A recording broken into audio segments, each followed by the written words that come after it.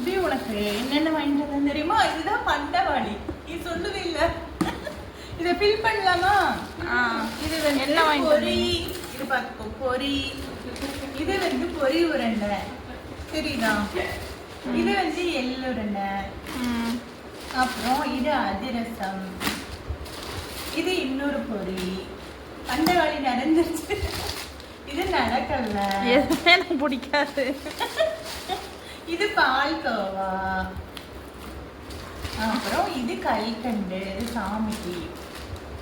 அப்புறம் இது ஒரு இது கருப்பு கவுனி அரிசி எனக்கு. இது மல்லிப்பூவு. இது செவ்வாழைப்பழம் வாங்கிருந்தேன்.